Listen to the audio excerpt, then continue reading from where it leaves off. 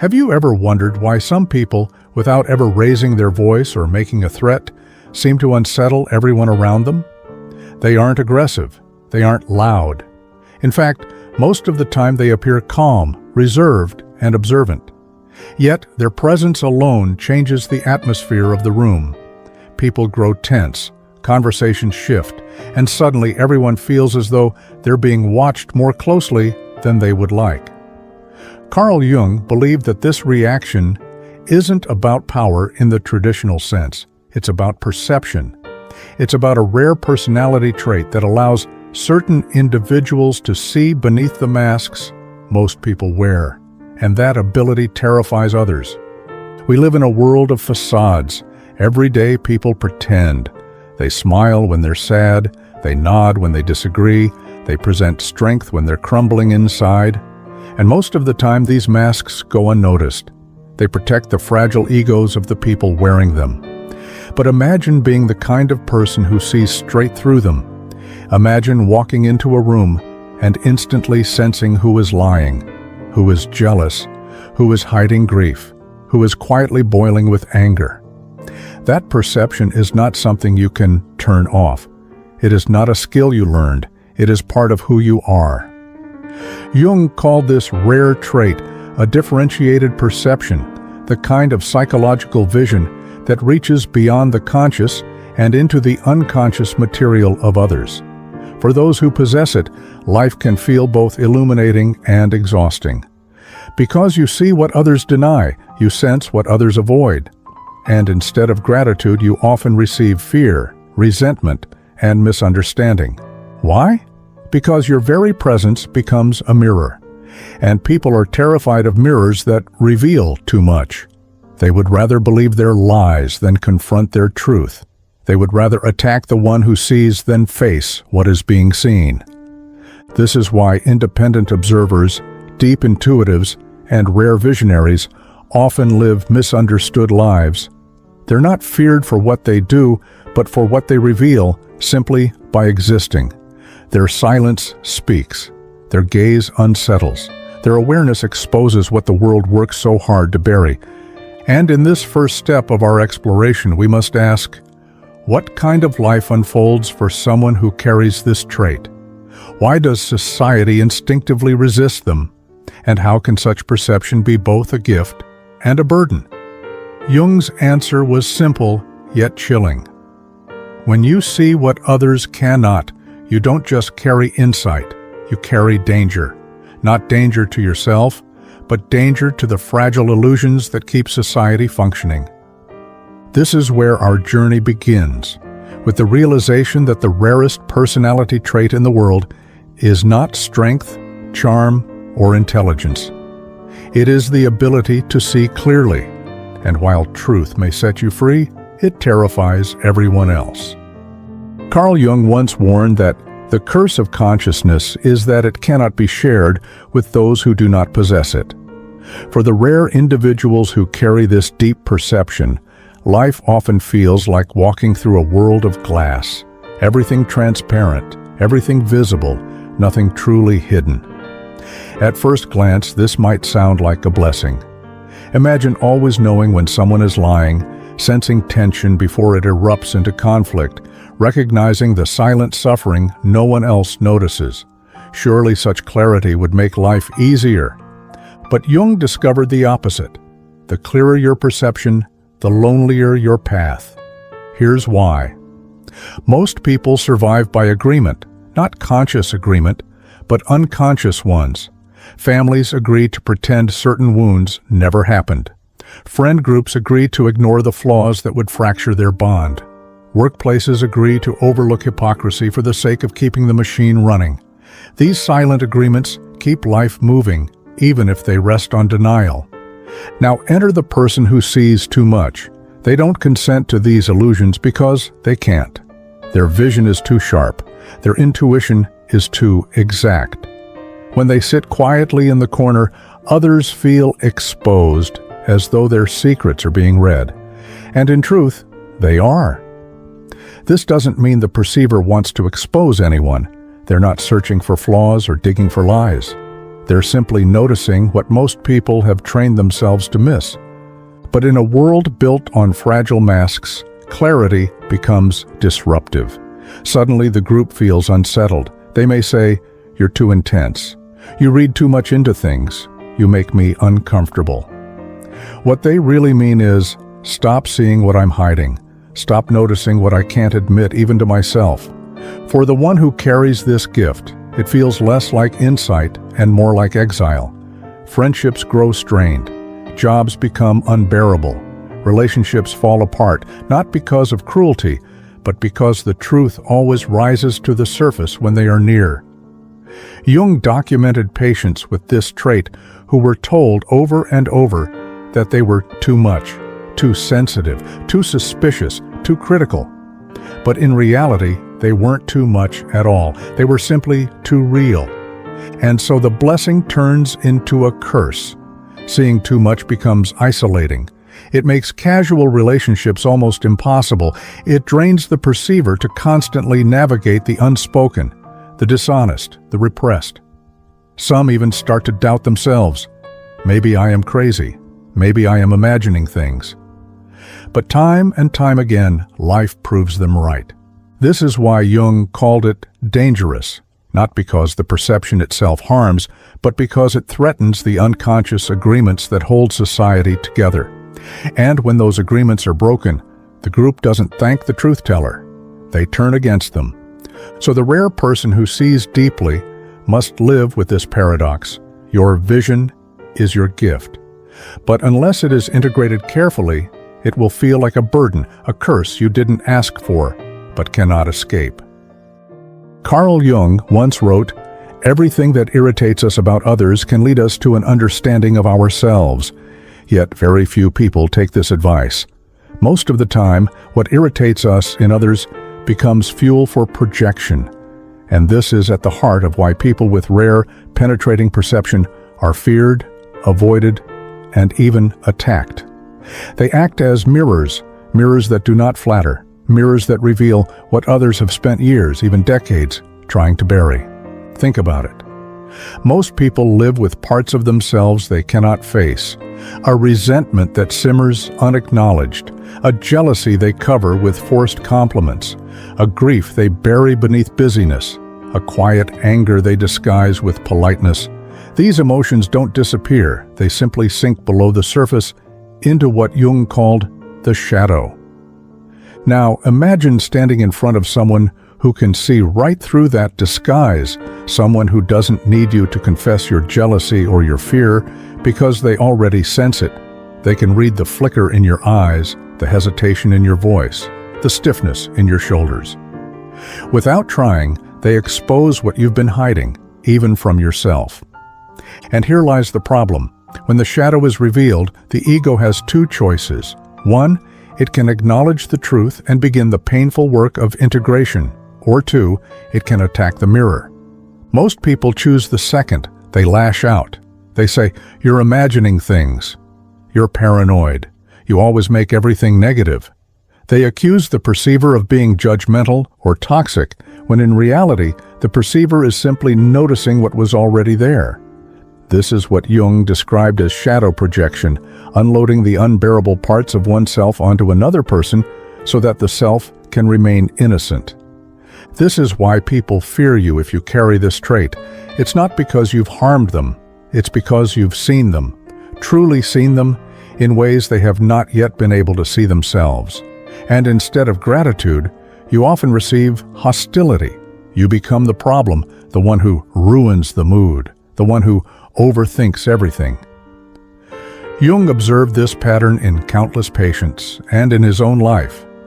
He noticed that groups in particular will unite against the clear seer. A family will blame the truth teller for creating drama. A workplace will ostracize the employee who questions the hypocrisy everyone else ignores. A society will silence the prophet who warns of dangers it does not want to face. This is why so many people with rare perception live on the margins. They're not outcasts because they failed. They're outcasts because they refuse to wear blinders, and that refusal makes others deeply uncomfortable. But here's the paradox Jung emphasized. The very thing that makes you feared is also what makes you necessary. Without mirrors, people remain in unconsciousness forever. Without those who see, shadows grow unchecked. Without truth-tellers, systems collapse under their own denial. You may be attacked, misunderstood, even scapegoated, but in your presence, the possibility of awareness is born. This is the mirror effect. It is why people project onto you. It is why they fear you. But it is also why, despite their resistance, they need you. You carry the possibility of awakening, even if awakening looks like anger at first. Carl Jung never believed that human perception was uniform. He saw it as multifaceted, shaped by the psyche's unique configuration of strengths and weaknesses. Among the rare individuals who carry this unsettling clarity, he noticed that not all of them experience it the same way. Some feel emotions as if they are their own. Others map out future outcomes with uncanny accuracy. Some sense illness before doctors can diagnose it. Others are simply overwhelmed by impressions they cannot even put into words. To Jung, these weren't random differences. They were expressions of what he called the differentiated intuitive function, and he outlined 4 distinct patterns, 4 faces of the rare trait that makes others fear you. Type 1. The feeling intuitive. The first are those whose rare perception fuses with deep emotional resonance. These individuals don't just notice emotions in others, they feel them, often in their own bodies. Walk them into a room, and they'll instantly absorb the unspoken atmosphere. If someone is grieving silently, they'll feel grief in their chest. If someone is seething with anger behind a smile, they'll feel it boiling in their stomach. At first, this seems like empathy, but it goes far deeper. It's emotional contagion. They often can't tell where their own emotions end and another's begin. Jung noted that these people live in a constant storm of borrowed feelings, carrying the unlived emotions of those around them. This makes them extraordinary healers because they understand suffering from the inside out. But it also leaves them exhausted, drained, and often misunderstood as overly sensitive. Type 2. The thinking intuitive. The second face of rare perception is the mind that maps out patterns with startling clarity. These people see the hidden logic of human behavior. They can predict relationship breakdowns months before they happen, anticipate career collapses, or notice when someone is building toward self-destruction long before anyone else. They don't rely on evidence in the traditional sense. They simply know because their unconscious pattern recognition is constantly processing data others ignore. This makes them seem prophetic, but it also isolates them. Friends accuse them of being negative when they warn of trouble ahead. Co-workers resent their ability to spot flaws in systems everyone else overlooks. Their vision doesn't always make them popular, but Jung argued it makes them invaluable because they reveal consequences others would rather not consider. Type 3. The sensation intuitive. Then there are those whose rare perception is grounded in the body. They don't just see or feel emotions, they sense them physically. These are the people who can tell you're sick before you realize it yourself.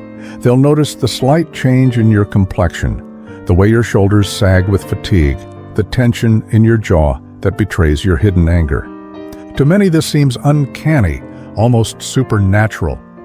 But Jung recognized it as another form of deep perception, a way of reading the subtle clues that connect mind and body.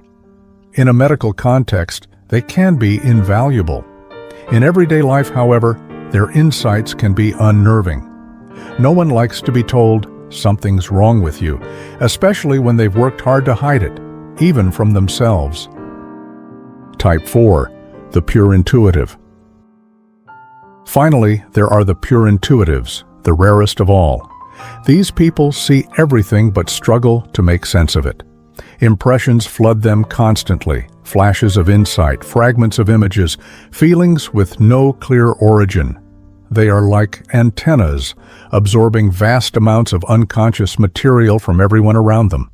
But because their auxiliary functions aren't as developed, they often struggle to translate their perceptions into coherent language or practical action.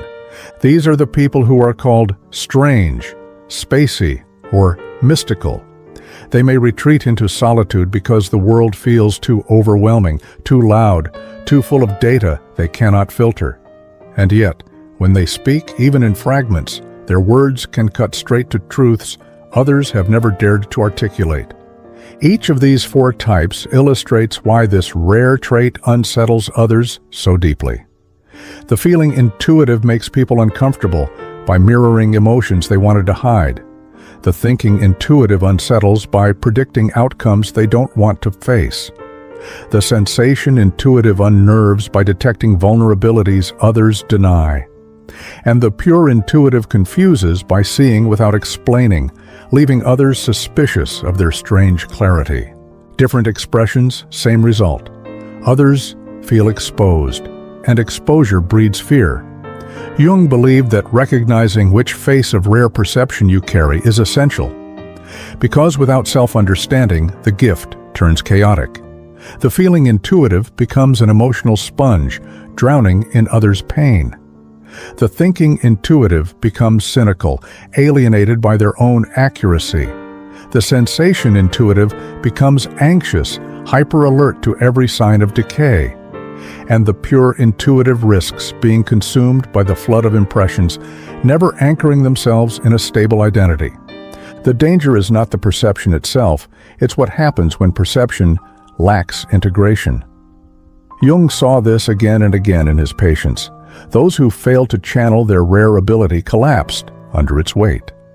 But those who learned to understand and ground their gift became something extraordinary.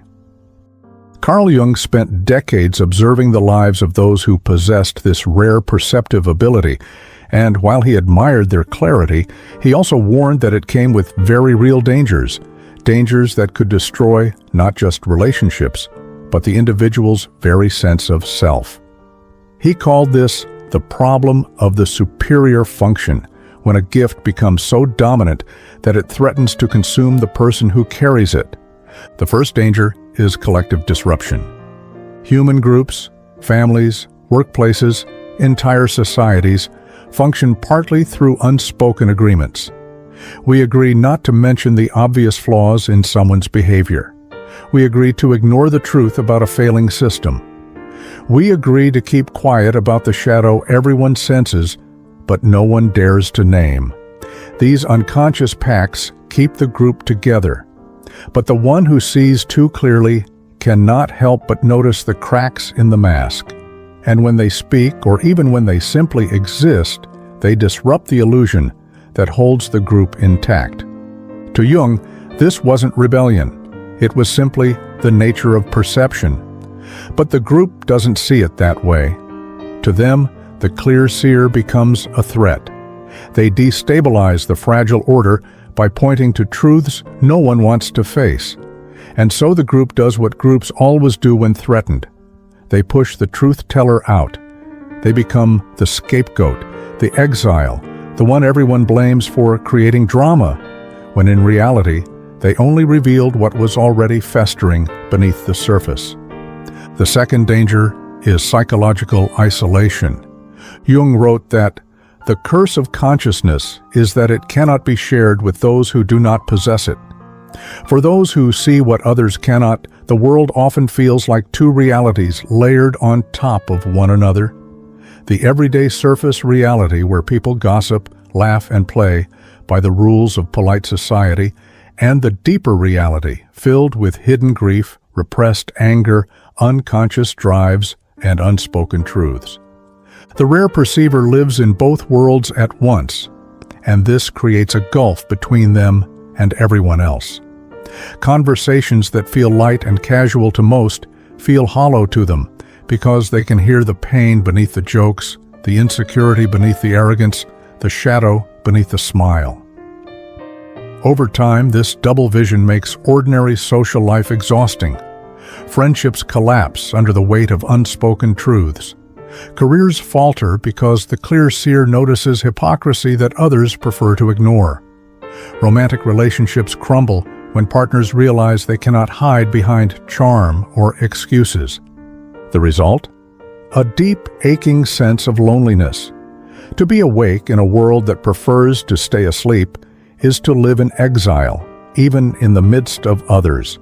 The third danger is the most destructive of all: identity dissolution. Jung called this participation mystique, a state where the psychological boundaries between self and other dissolve.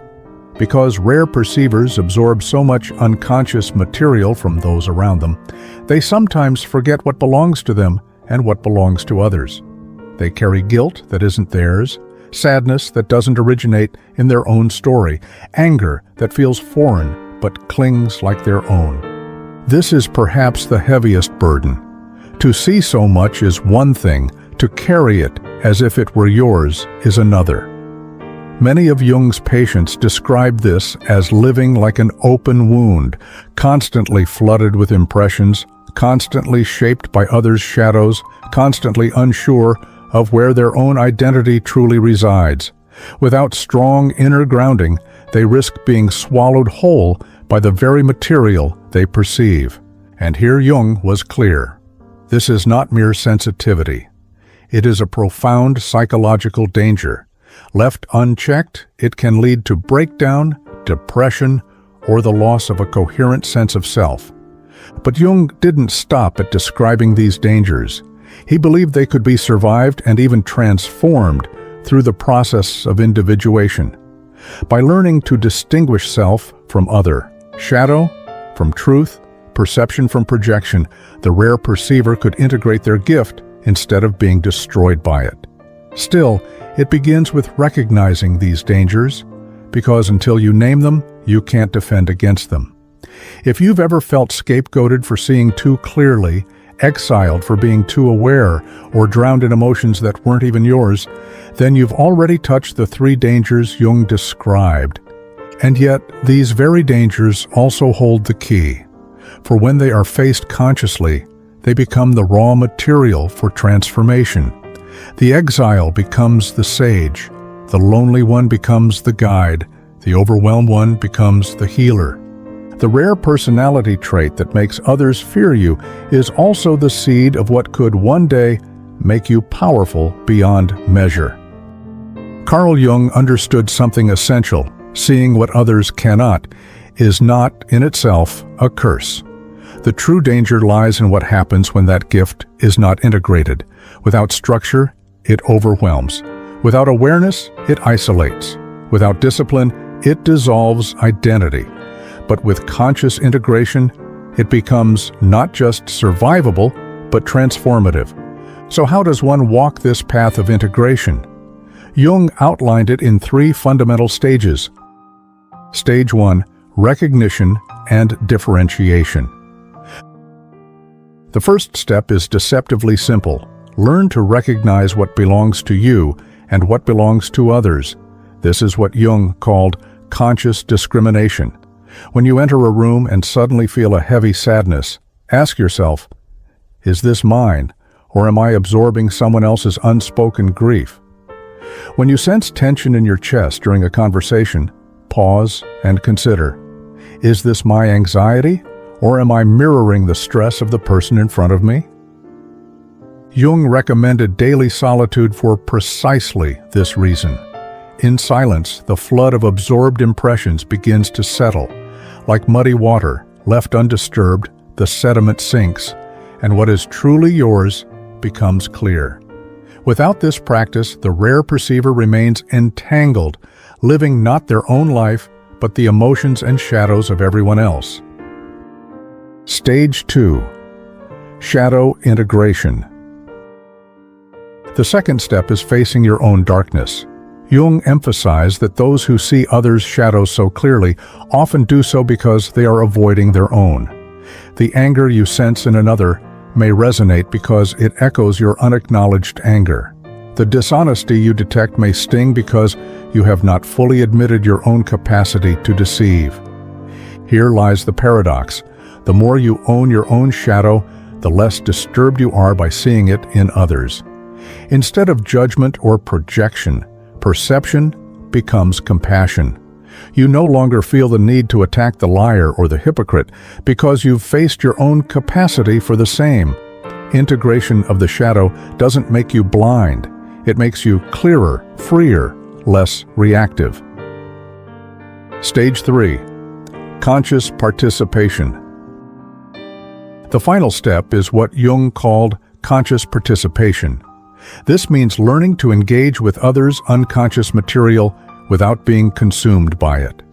Think of it as developing a psychological container, a strong enough sense of self that you can hold what you perceive temporarily without mistaking it for your own. This is the stage where the gift turns outward, not as a weapon, but as medicine. The rare perceiver becomes a bridge between the unconscious and the conscious, helping others see what they cannot yet face. But, and this is crucial, they do it without losing themselves. They offer their insights carefully, wisely, framing them as invitations rather than pronouncements. Instead of saying, "You're angry," they might say, "I sense there's something heavy on your mind. Do you want to share it?" The difference is subtle, but it changes everything. When perception is wielded with humility rather than force, it stops being a source of fear and begins to inspire trust. Jung insisted that this path of integration is not optional. Without it, the rare perceiver either collapses under the weight of what they see or becomes inflated, believing they alone hold the truth, falling into what Jung called the prophet complex. But with integration, perception becomes wisdom. Awareness becomes service. The gift that once isolated you becomes the very thing that connects you to others, authentically, deeply, without illusion. This is why Jung described individuation as the privilege of a lifetime, to become who you truly are, without masks, without confusion, without the borrowed shadows of others. For those with this rare trait, individuation is not just a path to peace, it is a path to survival.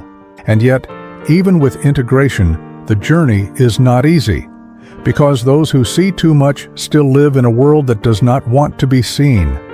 Which is why Jung turned to history to illustrate two possibilities: what happens when this trait is unintegrated, and what happens when it is transformed into wisdom. Carl Jung never studied these rare perceivers as abstractions. He looked to real lives, both his patients and figures in history, to see what happened when the rare gift was left unintegrated, and what became possible when it was transformed into wisdom. Two names in particular reveal the stakes with startling clarity: Friedrich Nietzsche and Meister Eckhart. Nietzsche, the collapse of unintegrated perception. Jung admired Nietzsche's brilliance, but he also saw in him the tragic pattern of the unintegrated seer. Nietzsche could see through the facades of society with devastating precision. He dismantled illusions about morality, religion, and culture long before others dared to question them. His insights were razor-sharp, merciless, impossible to ignore. But Nietzsche never learned to integrate what he saw. His rare perception became a weapon rather than a wisdom. Instead of grounding himself in humility and self-reflection, he identified with the archetype of the prophet, the one who alone sees the truth. Jung called this inflation, when the ego fuses with the archetype and begins to believe it is more than human. The result? Isolation, bitterness, and eventually collapse. Nietzsche's mind, overloaded by the raw force of his perception, fractured. He saw too much, carried too much, and lacked the inner container to bear it. Jung later wrote that Nietzsche's tragedy was not that he saw falsely, but that he never learned how to live with what he saw. His perception was real, but his psyche was unprepared to survive it. Meister Eckhart, the integration of perception into wisdom. In contrast, Jung pointed to the medieval mystic Meister Eckhart as an example of rare perception fully integrated. Eckhart, too, saw beyond the surface of life. His sermons spoke of the union of the soul with the divine, of truths that reached far beyond the dogma of his time. But unlike Nietzsche, Eckhart did not wield his perception as a sword, he carried it as a lantern. What set him apart was what Jung called conscious humility. Eckhart knew that his insights were not his alone, but glimpses of something larger. Instead of standing above others, he spoke in ways that invited them into the mystery. His rare perception became a source of nourishment, not alienation. To Jung, this was the model, the rare perceiver who learns to channel their gift through compassion rather than ego, who transforms overwhelming clarity into language that others can receive. Eckhart wasn't destroyed by what he saw, he was expanded by it. The lesson in contrast. Nietzsche and Eckhart illustrate two possible destinies of the rare personality trait that makes others fear you. One is collapse, the seer consumed by their vision, isolated and undone. The other is transformation, the seer integrated into wholeness, offering their perception as wisdom rather than a wound. Jung himself wrestled with this choice during his confrontation with the unconscious between 1913 and 1919. He admitted that he came close to psychosis, overwhelmed by visions and archetypal encounters. What saved him was his decision to treat his own mind as a living laboratory, to write, to draw, to dialogue with his inner figures until the chaos became coherent. In other words, he chose integration. And this, Jung insisted, is the choice every rare perceiver faces: to collapse like Nietzsche or to integrate like Eckhart, to weaponize their clarity or to soften it into wisdom, to be destroyed by the shadows they see or to carry those shadows with enough humility that others can bear their reflection. The rare trait will always make others fear you, but whether it also destroys you or becomes the deepest source of your strength depends on whether you choose the path of integration. Carl Jung's final conclusion about this rare personality trait is perhaps the most astonishing, that it is not merely personal, but evolutionary. Those who see what others cannot are not here by accident. They are, in Jung's words, the carriers of the living spirit. The question is never whether the gift is real. The question is whether it will be integrated and offered wisely, or suppressed and suffered unconsciously. From isolation to contribution. Jung observed that once a rare perceiver learns to anchor themselves through solitude, shadow work, and conscious participation, the very same gift that once isolated them becomes the thing that allows them to serve others. Instead of being a mirror people avoid, they become a guide people seek out. Instead of drowning in emotions not their own, they learn to filter, to discern, to use their empathy as a compass rather than a weight. This is what Jung called conscious participation. The integrated seer does not abandon their gift, nor do they force it onto others. They carry it lightly, offering insights as invitations. They learn when to speak and when to remain silent. They know that timing is as important as truth. And slowly, what was once a burden becomes a service. A friend who feels safe because you see what they cannot articulate. A family member who trusts your perception when chaos breaks loose. A community that begins to shift not because you lectured them, but because your very presence reflects a deeper honesty they cannot ignore. Becoming cultural medicine. For Jung, this was not just therapy, it was culture. He believed that rare perceivers are like scouts walking ahead of the collective, sensing dangers and possibilities before the rest of humanity is ready. What begins as a private torment eventually matures into what he called cultural medicine. Think of history's great visionaries, artists, mystics, reformers. They all carried some version of this trait. They saw cracks in the facade long before anyone else dared to look.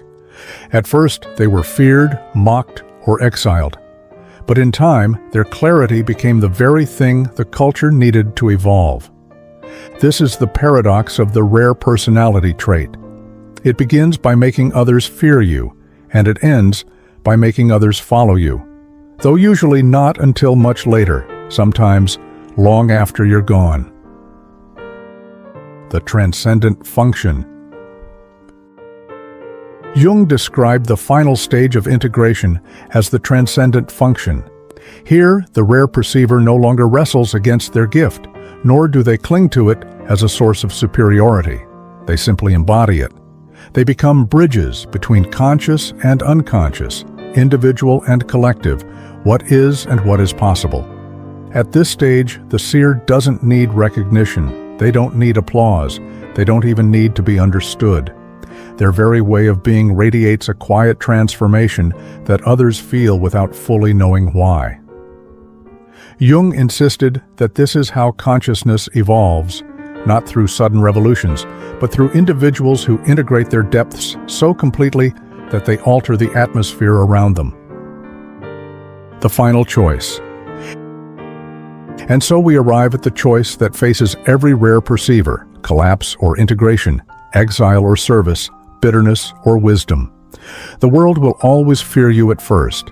People will always project their shadows onto you.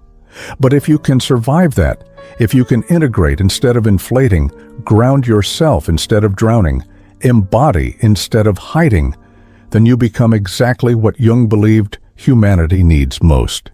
You become cultural medicine, a living reminder that what is denied will always return, and that by facing it, we can transform not just ourselves, but the world around us. So if you have ever wondered why people seem uneasy around you, why your presence stirs discomfort, why you feel both gifted and burdened by the things you notice, remember this: it is not because you are broken, it is because you are rare. And rarity always unsettles the ordinary. Jung's most dangerous discovery was not that some people see too much. It was that most never learn to use that vision wisely.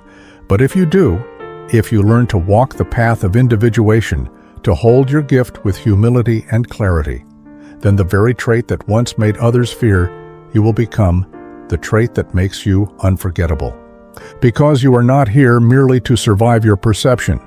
You are here to embody it, to integrate it, and to remind the rest of us that truth, even when it is feared, is the first step toward freedom.